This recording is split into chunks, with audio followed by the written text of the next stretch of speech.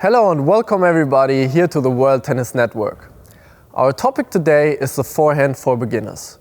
We will walk you step by step through all the important points you need to know for your forehand. We will show you the correct grip, how you need to stand to the ball, where you have to contact the ball, and of course the swing of the racket. I know you are excited, so let's jump right into it. Stop that. I hear him chat to the noise, move too quick, can't stop for the talking. I hear him chat with the boys, man so tough, but man's keep walking.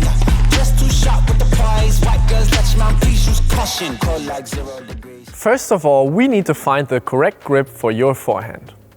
For this, let the strings of your racket face towards the net. Now you take your right hand and grab your grip from behind with your hand palm facing towards the net. Make sure that your wrist is bent back. Now in this position, the front knuckle of your thumb should be aligned with the front edge of your racket frame.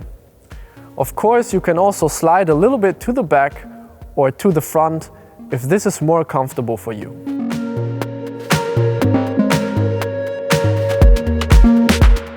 The stance for the forehand could be a whole topic for itself, but I recommend for all the beginners to always start out right away with the open stance.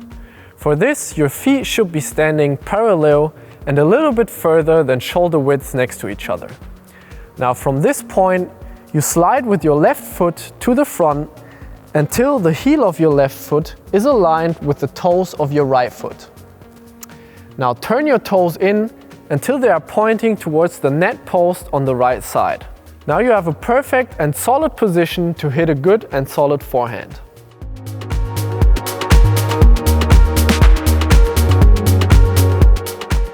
Let's talk about the contact point. The perfect height for you to contact the ball is between your shoulders and your hips area. This is your so-called striking zone.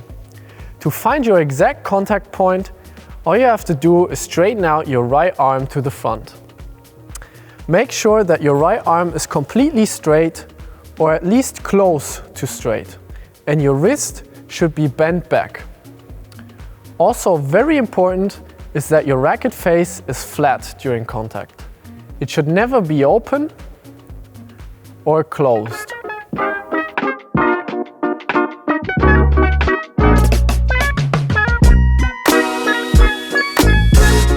For the swing of the racket, I always recommend two different techniques for beginners, depending on which one works better for you.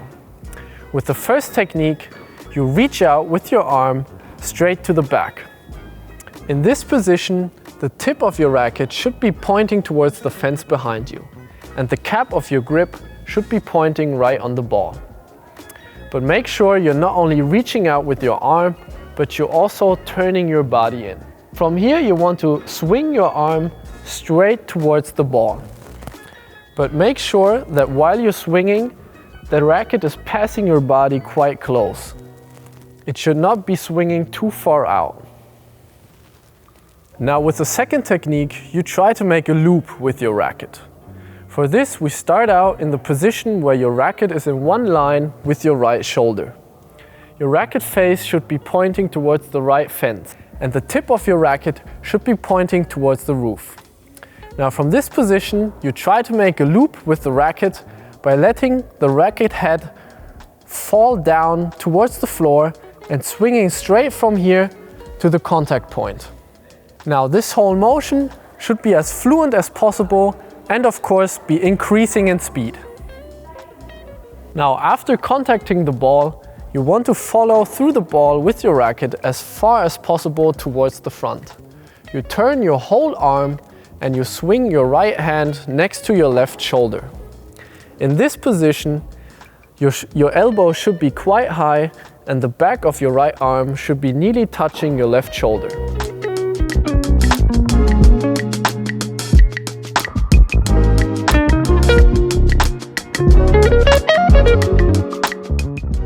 This was the forehand for beginners here on the World Tennis Network.